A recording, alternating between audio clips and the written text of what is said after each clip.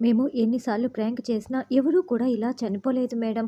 ఎప్పట్లాగే అది duplicate revolver అనుకొని వెళ్లి షూట్ చేశాము. అప్పుడు చనిపోయిన తర్వాతే అది నిజమైన రివాల్వర్ అని మాకు నిజం తెలిసింది మేడం. ప్లీజ్ మమ్మల్ని కాపాడండి.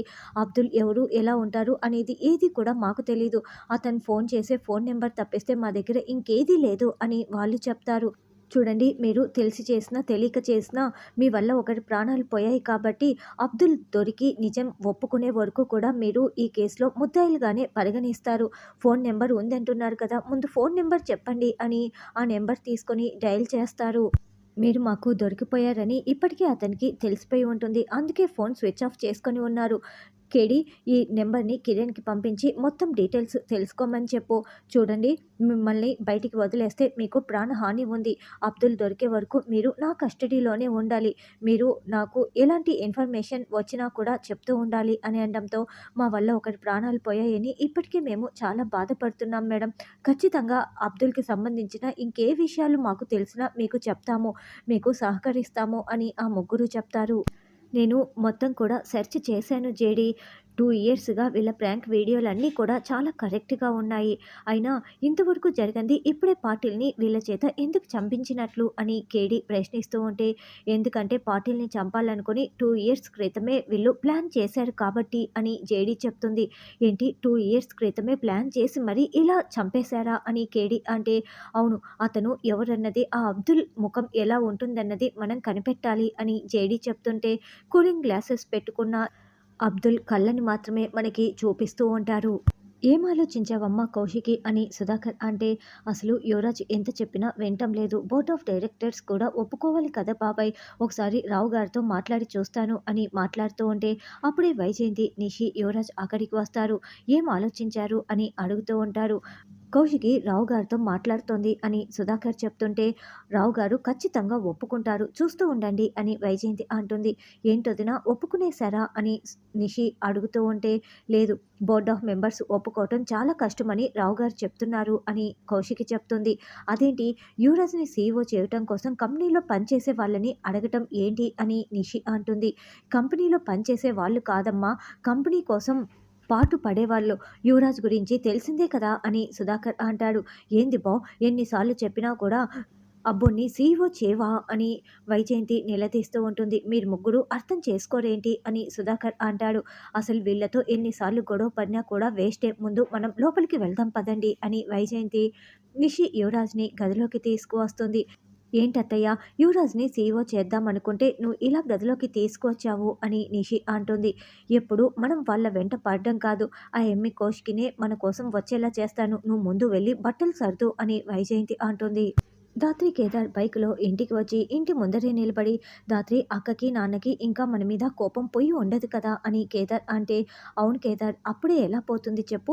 మామయ్య గారు మళ్ళీ మనకు ఒక అవకాశం ఇచ్చేలా చూసుకుందాము. మనము నిజం బయట పెడదాము. అంతవరకు ఓపికగా ఎదురు చూడాలి అని ధాత్రి అంటోంది. అదేంటమ్మా కౌశికి, ఇంట్లో ఎవరు కనిపించట్లేదే అని సుధాకర్ అంటాడు.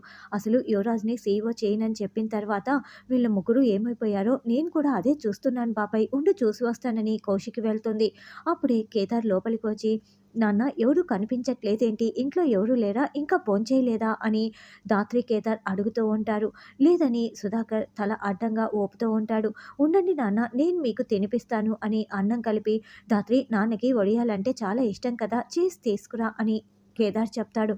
నాన్న తినండి నాన్న అని కేదార్ నోట్లో పెడుతూ ఉంటే, అమ్మ కౌశికి అని సుధాకర్ గట్టిగా అరుస్తూ ఉంటారు. ఏంటి మామయ్య గారు, టాబ్లెట్లు వేసుకోలేదా? ఉండండి తీసుకొస్తాను అని ధాత్రి అంటుంది. వెంటనే సుధాకర్ కేదార్ చేతిలో ఉన్న అన్నం ప్లేటుని విసిరి కొట్టేస్తాడు. నా కొడుకు కోడలు తల్లిదండ్రులు అవుతూ ఉంటే చూడలేక, తట్టుకోలేక కడుపులో బిడ్డని చంపేసిన హంతకులు మీరు అని సుధాకర్ నీచంగా మాట్లాడుతూ ఉంటే, మేము ఏ తప్పు చేయలేదు అని ధాత్రి, కేదార్ ఎంత చెప్తున్నా కూడా, అసలు మీరు నా కంటికి కనిపించకండి, అప్పుడే నేను ప్రశాంతంగా ఉంటాను. ముందు నా కంటి ముందు నుండి వెళ్ళిపోండి అని సుధాకర్ చెప్పటంతో, నాన్న అలా మాట్లాడకండి నాన్న అని కేదార్ చాలా బాధపడుతూ ఉంటాడు. చెప్తుంటే అర్థం కావటం లేదా అని సుధాకర్ కోపంగా అరవటంతో ఇక ధాత్రి కేదార్‌ని తీసుకొని లోపలికి వెళ్తుంది. యువరాజ్ యువరాజ్ అంటూ గదిలోకి వచ్చిన కౌశికి అక్కడ ఒక లెటర్ కనిపిస్తుంది. నాకు మర్యాద, నా కొడుకు కోడలిపై నమ్మకం లేని ఈ ఇంట్లో మేము ఉండలేము. మేము ఇల్లు వదిలి వెళ్ళిపోతున్నాం. మా కోసం వెతకద్దు అంటూ వైజయంతి వాళ్ళు లెటర్ రాసి పెట్టి వెళ్ళి ఉంటారు. కౌశికి అది చదివేసి ధాత్రి కేదార్ అంటూ పరుగులు పెడుతూ వస్తుంది. కేదార్, సారీ కేదార్, నా వల్లే మావయ్య గారు నిన్ను కూడా అసహించుకుంటున్నారు.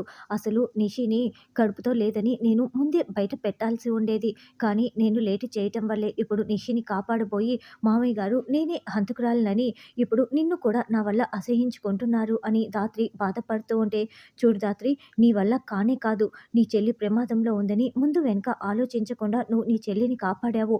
ఇప్పుడు నీ తప్పు లేనే లేదు ధాత్రి. అయినా నువ్వు కావాలని నాకు నష్టం ఏ రోజు కల్పించవు. ఇప్పుడు నేను ఈ ఇంట్లో ఉన్నానంటే నీ వల్లే ధాత్రి. అలా మాత్రం అస్సలు ఆలోచించకు. నాన్నకి అర్థమయ్యేలా చెప్దాము. మనం నిజం నిరూపిస్తాము అని కేదార్ ధైర్యం చెప్తూ ఉంటే, ఇప్పుడే డాక్టర్కి ఫోన్ చేస్తాను అని ధాత్రి ఫోన్ చేయబోతూ ఉంటే అప్పుడే కౌశికి లెటర్ తీసుకొచ్చి కేదార్కి ఇస్తుంది. కేదార్ చాలా షాకింగ్గా చదువుతూ ఉంటే ఏముందని ధాత్రి అంటుంది. పిన్ని వాళ్ళు ఇంట్లో నుంచి వెళ్ళిపోయారు అని కేదార్ చెప్తాడు. సేవో చేయనని చెప్పానని ఇంట్లో నుంచి వెళ్ళిపోయినట్లు ఉన్నారు. వెంటనే వెతకాలి అని కౌశిక్ అంటే, ఎక్కువ దూరం వెళ్ళి ఉండరు. వెళ్ళి వెతుకుదాం పద వదినా అని ధాత్రి అంటుంది. కారు కూడా వద్దని చెప్పారత్తయ్య, నడవలేకపోతున్నాను అని నిషి అంటే, అవునమ్మా అని యువరాజ్ అంటాడు. చూడండి, వాళ్ళు ఒకరు రాగానే మనల్ని వెతుక్కుంటూ ఇక్కడికి వస్తారు అని ఒకచోట ముగ్గురు కూర్చొని ఉంటారు. అప్పుడే కౌశికి ఫోన్లు చేస్తూ ఉంటుంది. ముగ్గురు కూడా ఫోన్లు తీయకుండా అలాగే చూసుకుంటూ ఉంటారు. తర్వాత స్విచ్ ఆఫ్ చేసేస్తారు. వదిన, ఒకసారి అయిపోయిన తర్వాత ఫోన్లు స్విచ్ ఆఫ్ అయిపోయాయి అంటే వాళ్ళు కావాలని వెళ్ళలేదు. మీరు వెళ్ళి బతిమలాడడం కోసమే ఇలా ఫోన్లు స్విచ్ ఆఫ్ చేశారు. కాబట్టి మీరేమి భయపడాల్సిన అవసరం లేదు అని ధాత్రి చెప్తుంది. కారు కూడా తీసుకువెళ్ళలేదు కాబట్టి ఇక్కడే ఎక్కడో ఉంటారు అని కొంత దూరం కారులో వెళ్ళి చుట్టుపక్కల వెతుకుతూ ఉంటారు. ఇంట్లో ఎవరిని పిలిచినా పలకటం లేదేంటి అని సుధాకర్ అందరికీ ఫోన్లు చేసి, వైజయంతి, నిషి, యువరాజుల ఫోన్లు స్విచ్ ఆఫ్ వస్తున్నాయి, కౌశికి చేస్తాను అని ఫోన్ చేస్తూ ఉంటాడు. వదిన, మామయ్య గారికి నిజం తెలియదు కాబట్టి మీరు ఏదో ఒకటి మేనేజ్ చేయండి. ఈ లోపల తీసుకువెళ్ళిపోదాం అని ధాత్రి చెప్తోంది. బాబాయ్, నేను పని మీద బయటికి వచ్చాను. యువరాజ్ వాళ్ళు నిషిని ఏదో పని మీద బయటికి తీసుకువెళ్లారు. పైన జగదాత్రి, కేదార్ ఉన్నారు. పిలవమంటావా అని కౌశికి ఫోన్లో చెప్తూ ఉంటే, అవసరం లేదులేమ్మా అని సుధాకర్ అంటాడు. ఇక యువరాజ్ వాళ్ళు ఎక్కడ కనిపించకపోయేసరికి వీళ్ళ ముగ్గురు అందరికీ ఫోన్లు చేస్తూ ఉంటారు. అత్తయ్య, వదిన ఇంకా రాలేదు. ఇక్కడ చాలా ఎండగా ఉంది. కనీసం హోటల్కైనా వెళ్దాం పదా అని నిషి యువరాజ్ అంటే, నువ్వు సేవో కుర్చీలో కూర్చోవాలంటే కాసేపు ఎండలో భరించక తప్పదబ్బోడా, నేను చెప్పేది విను అని వైజయంతి అంటుంది. వదిన వస్తుందో రాదో మీ ప్లాన్ ఏమీ అర్థం కావటం లేదు అని నిషి అంటే అప్పుడే దివ్యాంక అక్కడికి వస్తుంది. చూడు, మీ అత్తయ్య నాకు గుడ్ న్యూస్ చెప్పింది. అందుకే నేను ఇక్కడికి వచ్చాను. ఇప్పుడు మీరు ప్రెస్ మీట్ పెట్టండి. కౌశికి గురించి అసభ్యంగా మాట్లాడండి. అప్పుడు పెద్ద గొడవ అయిపోతుంది. నా న్యూస్ ఛానల్‌లో న్యూస్ కూడా వస్తుంది. అప్పుడు నువ్వు వజ్రపాటి గ్రూప్ ఆఫ్ ఇండస్ట్రీస్‌కి మేనేజింగ్ డైరెక్టర్‌వే అయిపోవచ్చు యువరాజ్ అని దివ్యాంక ప్లాన్ చెప్తుంది. సూపర్ ప్లాన్ అని నిషి, వైజయంతి, యువరాజ్ ముగ్గురు ఓకే చెప్పేస్తారు. అప్పుడే టీవీలో స్క్రోలింగ్ వస్తూ ఉండటంతో సుధాకర్ చూసి, ఏంటమ్మా కౌశికి ఇలా స్క్రోలింగ్ వస్తోందని అడగటంతో జరిగిన విషయం మొత్తం కౌశికి చెప్తుంది. అయినా స్క్రోలింగ్ వస్తుందా? నేను వెంటనే దివ్యాంకతో మాట్లాడతాను అని కౌశికి చెప్తుంది. ఇదంతా దివ్యాంక ప్లాన్ వదినా. మీరు దివ్యాంకని కన్విన్స్ చేయండి. ఎందుకంటే నిషి వాళ్ళు ఎక్కడ ఉన్నారో మనకు తెలియదు కదా అని ధాత్రి, కేదార్ చెప్పడంతో కౌశికి ఫోన్ చేస్తూ ఉంటుంది. ఈ లోపల ధాత్రి రమ్యకి ఫోన్ చేసి నిషి వాళ్ళ లాస్ట్ లొకేషన్ ఎక్కడో అని వాళ్ళ నెంబర్లిచ్చి కనుక్కోమని చెప్తుంది.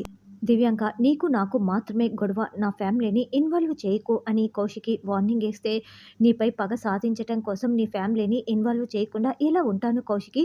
నేను చేయాల్సింది చేసే తీరుతాను. కాసేపట్లో లైవ్ స్టార్ట్ అయిపోతుంది అని దివ్యాంక ఫోన్ పెట్టేస్తుంది. నిషి వాళ్ళ లొకేషన్ తెలిసిపోయింది కదా, మీరు అక్కడికి వచ్చేయండి అని ధాత్రి కిరణ్, రమ్యకి ఏదో ప్లాన్ చెప్తుంది. వదిన, నిషి వాళ్ళు ఎక్కడ ఉందో తెలిసింది. జేడీకి ఫోన్ చేసి హెల్ప్ చేయమని అడిగాను. వాళ్ళ టీంను కూడా పంపిస్తోంది.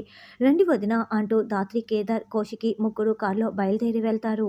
దివ్యాంక, మేము వదిన్ గురించి ఇలా తప్పుగా లైవ్లో మాట్లాడితే మా కంపెనీలకి నష్టమేమీ ఉండదా అని నిషి అంటే, నష్టమంతా కూడా కేవలం కౌశికి మాత్రమే, మీ కంపెనీలకి ఎలాంటి నష్టం జరగదు అని దివ్యాంక అబద్ధాలు చెప్తుంది. ఓసే పిచ్చి నిషి, కంపెనీ రేపు ఉదయానికల్లా మూత పడిపోతుంది, చూస్తూ ఉండవే అని దివ్యాంక మనసులో నవ్వుకుంటూ ఉంటుంది.